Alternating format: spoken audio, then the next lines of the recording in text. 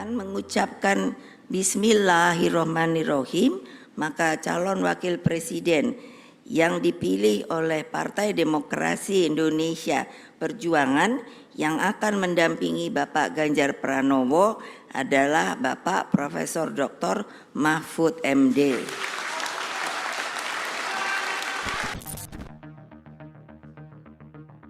Sehari jelang pendaftaran Capres dan Cawapres, pasangan Ganjar Pranowo dan Mahfud MD dideklarasikan PDI Perjuangan bersama 3 partai koalisi, yakni Hanura, Perindo, dan P3. Namun deklarasi dilakukan tanpa kehadiran kader yang kerap kali disebut kader terbaik di PDI Perjuangan, Presiden Joko Widodo. Saat ditanya awak media di sela deklarasi, Ketua DPP PDI Perjuangan Puan Maharani meminta wartawan agar menanyakan kepada Presiden Joko Widodo apakah masih mendukung Ganjar Pranowo pada Pilpres 2024 atau tidak. Pertanyaannya harus ditanyakan ke Pak Jokowi, bukan ke saya. Jadi nanti tanya ya, kalau Presiden udah pulang masih mendukung Pak Ganjar Pranowo atau punya pilihan lain ya, tolong ditanyakan. Saya juga mau tahu jawabannya. Beliau itu kan Presiden, nggak diberitahu juga tahu. Puan mengaku ingin tahu apa jawaban Jokowi, terutama setelah Mahkamah Konstitusi mengabulkan salah satu gugatan yang membuat putranya Gibran Rakabuming Raka berpeluang menjadi bacawa pres. Di sela lawatan ke Tiongkok, Jokowi sempat menanggapi putusan MK terkait syarat capres dan cawapres. Mengenai putusan MK, silahkan ditanyakan ke Mahkamah Konstitusi. Jangan saya yang berkomentar. Silahkan juga pakar hukum yang menilainya. Saya tidak ingin memberikan pendapat atas putusan MK, nanti bisa disalah mengerti seolah-olah saya mencampuri kewenangan yudikatif. Pasangan capres dan cawapres itu ditentukan oleh partai politik atau gabungan partai politik. Jadi silahkan tanyakan saja ke partai politik. Itu wilayah parpol. Dan saya tegaskan, saya tidak mencampuri urusan penentuan capres atau cawapres. Sementara, Gibran yang ditanya apakah akan menjadi cawapres Prabowo, tidak memberi jawaban tegas. Gibran mengaku tidak berambisi dan masih banyak kepala daerah muda yang berpotensi selain dirinya. Ini bisa untuk maju capres-cawapres tapi terganjal oleh aturan. Banyak. Coba di Jawa Tengah ada siapa aja yang di bawah 40? Mas Gibran. Enggak, selain saya. Mas Diko. Siapa lagi? Jawa Timur banyak. Emil. Pak Emil Dardak, terus ada Mas Arifin. Gibran sampai saat ini juga belum memutuskan bergabung ke tim pemenangan Ganjar Pranowo. Menurut Gibran, keputusan tersebut akan diambil setelah ia berkoordinasi dengan keluarga. Sementara Ketua Dewan Pembina Relawan Prabowo Budiman atau Prabu, Budiman Sujatmiko menyebut jika Prabowo Subianto hendak meminang Gibran Rakabuming Raka sebagai cawapresnya, sebaiknya Prabowo berdialog terlebih dulu dengan Ketua Umum PDI Perjuangan Megawati Soekarno Putri. Prabowo Subianto tak berkomentar banyak soal deklarasi calon wakil presidennya. Ia hanya berkelakar, ojo kesusu, ojo gerasa gerusu. Tenang aja. Ojo ke susu, ojo gerusa-gerusu. Ya. Untuk deklarasinya menunggu Ya, jelas benar nggak Pak? terus kita namanya demokrasi ya. Tim Liputan CNN Indonesia.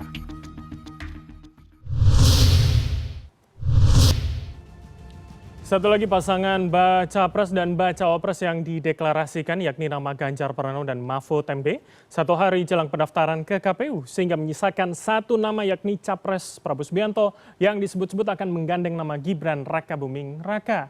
Apakah dengan deklarasi Cawapres PDIP hari ini akan mempengaruhi konstelasi Gibran melenggang di kontestasi Pilpres? Apakah juga sikap PDIP hari ini bisa kita maknai tegas berseberangan dengan Presiden Joko Widodo? Dan untuk menganalisanya sudah bersama kami dari luar studio Direktur Eksekutif Carta Politika Indonesia Yunarto Wijaya. Halo, selamat malam Mas Toto, apa kabar? Selamat malam Mas Bram.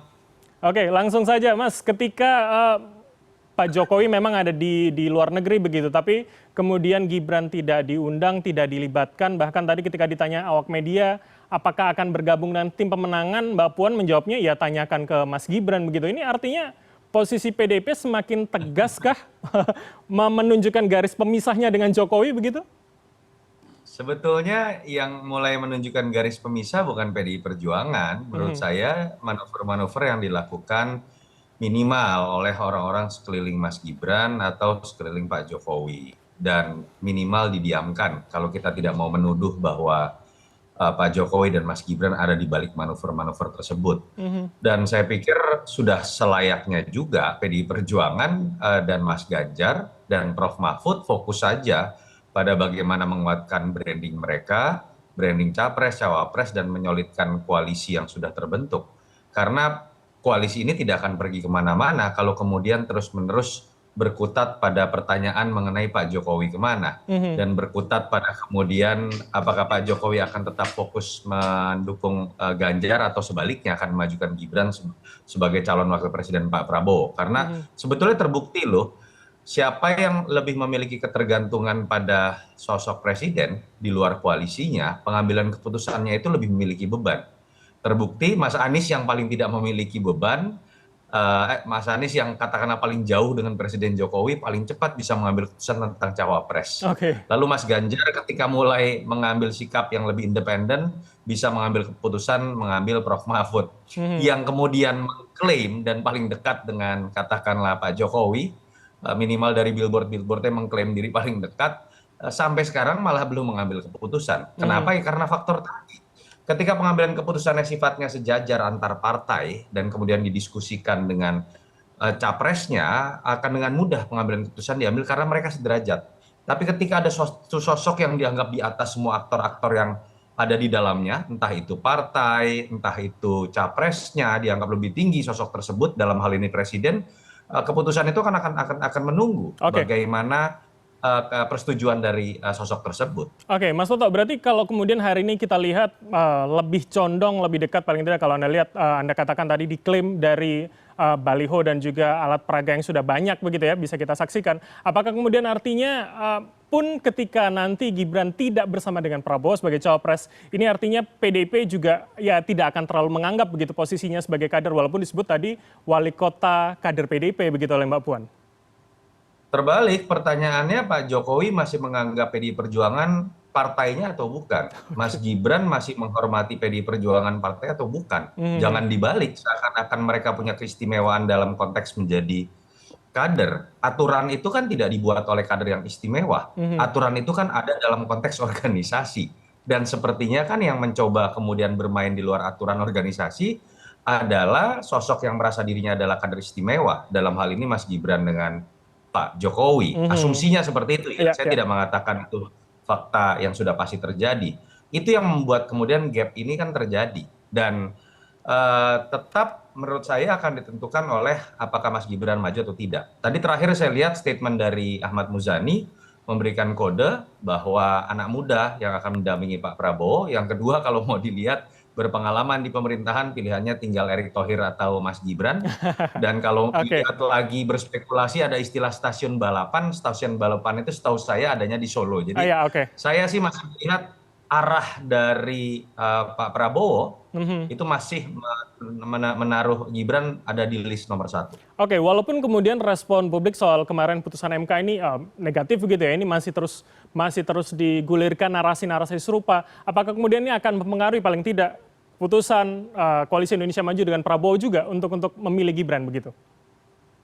Ya kalau kita lihat kan sebetulnya persepsi negatif bukan hanya di situ saja. Kontroversi misalnya terjadi ada orang baru masuk 2 hari dalam sebuah partai, baru dapat KTA tiba-tiba jadi ketum. Apapun itu belum pernah terjadi di partai manapun gitu ya di Indonesia.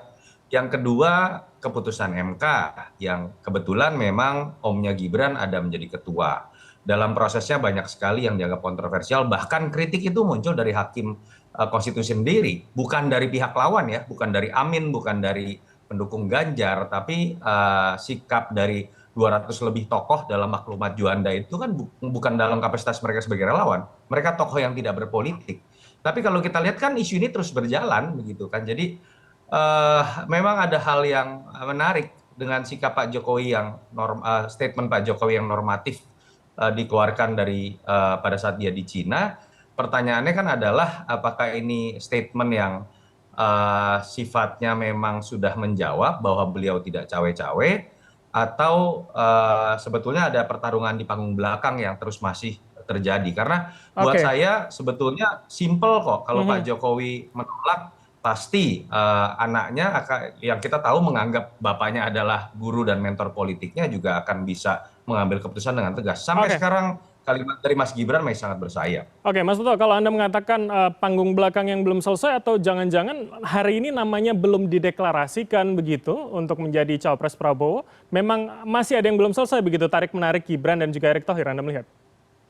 Ya, saya melihat pertama pasti ada perhitungan dengan melihat seberapa keras gelombang penolakan. Apakah ini baru pertama kalinya kontroversi terkait dengan hal-hal yang kita anggap tidak pantas dan tidak patut terkait dengan Pak Jokowi? Tidak. 3 periode sudah kita bahas juga. Perpanjangan periode pernah muncul juga. Dan kesemuanya itu kan terkait dengan terkait dengan Pak Jokowi, walaupun kemudian tidak ada yang bisa membuktikan bahwa ini berasal dari Pak Jokowi. Tapi kita tahu juga isu ini kan didiamkan oleh Pak Jokowi. Sama seperti dengan situasi Gibran sekarang. Jadi pasti pertama terkait dengan bagaimana berhitung mengenai penolakan dari publik. Yang kedua ya tentu saja pasti ada tarik-menarik dari partai. Contoh, pasti yang namanya PAN akan mengajukan Erick Thohir dari awal begitu ya. Erlangga juga tetap sebetulnya keputusan Rapimnas itu kan menyatakan bahwa dia satu-satunya calon kan. Dan tidak mudah ketika misalnya ini bergeser menjadi Erick Thohir, apakah mau Golkar misalnya kemudian menerima sebagai partai yang lebih besar, tidak mendapatkan jatah, tapi jatah itu diberikan kemudian kepada partai yang lebih kecil. Kerugian loh dalam konteks kewibawaan partai Golkar.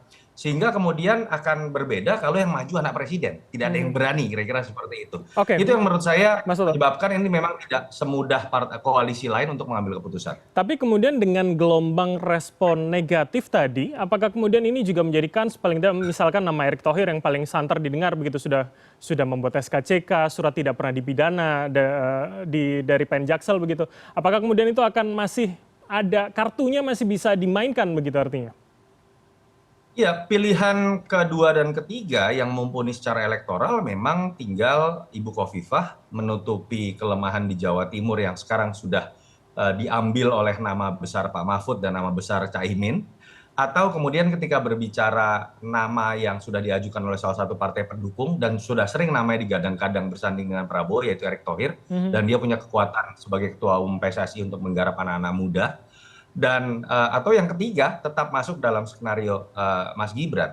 Saya tetap melihat dari rentetan statement yang dibuat oleh Ahmad Muzani, petinggi Partai Gerindra, dan bersayapnya kalimat Mas Gibran, menurut saya peluang Mas Gibran untuk mencoba maju itu masih lebih dari 50% malah. Oke. Ini menarik kemudian. Jadi artinya hari ini apa yang sebetulnya ditunggu? Apakah kemudian hanya soal momentum? Atau kemudian masih ada yang belum selesai begitu antar minimal anggota Koalisi Indonesia Maju?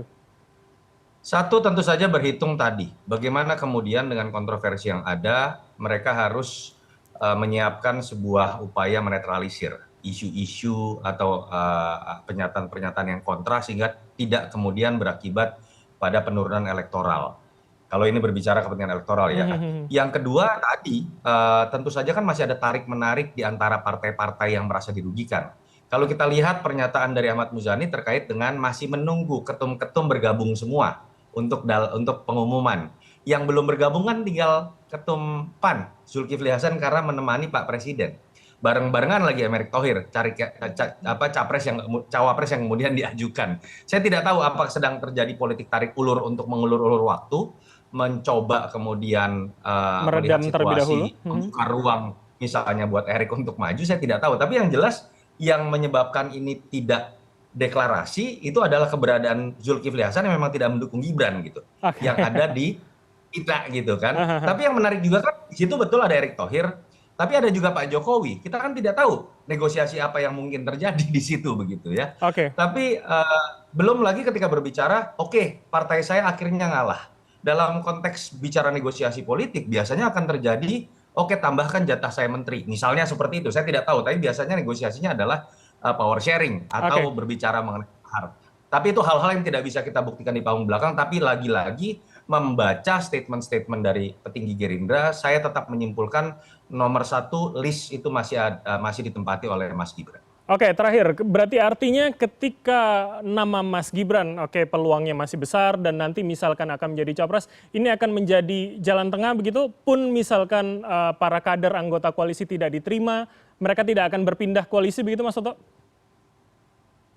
Iya, ini akan jadi solusi atau jalan tengah dalam konteks kepatuhan dari partai-partai pendukung koalisi terhadap presiden. Ketakutannya itu pasti terhadap presiden, karena dia adalah presiden. Sudahlah, kita tidak usah naif mengatakan bahwa Gibran ini manusia yang berdiri sendiri. Ayahnya masih presiden dan memegang kekuasaan. Dan berbeda dengan misalnya yang diajukan nama Erick Thohir. Di situ akan terjadi tarik-menarik yang kemudian bisa menimbulkan partai tertentu kabur karena merasa dirugikan. Tapi ketika protes terhadap anak presiden, saya pikir mereka menyadari ada konsekuensi politik ketika setahun masih presiden ke depan akan berkuasa. Tapi yang ingin saya katakan, kalau betul itu yang terjadi, ini sebuah demokrasi yang tidak sehat, dan kita harus memastikan betul bahwa pertarungan nanti itu bukan ditentukan oleh besarnya kekuasaan yang masih dimiliki oleh koalisi tertentu, dalam hal ini koalisi yang nempel dengan nama anak kandungnya Pak Jokowi, tapi kita pastikan pertarungan ini pertarungan ide, program yang bebas dari intervensi kekuasaan. Oke, kalau gitu kita tunggu paling tidak sampai tanggal 25 di minggu depan begitu ya. Siapa yang kemudian akan mendampingi Prabowo Subianto. Terima kasih atas waktu Anda Mas Toto Junarto Wijaya, Direktur Eksekutif Carta Politika, telah bergabung sama kami. Selamat malam, terima kasih Mas.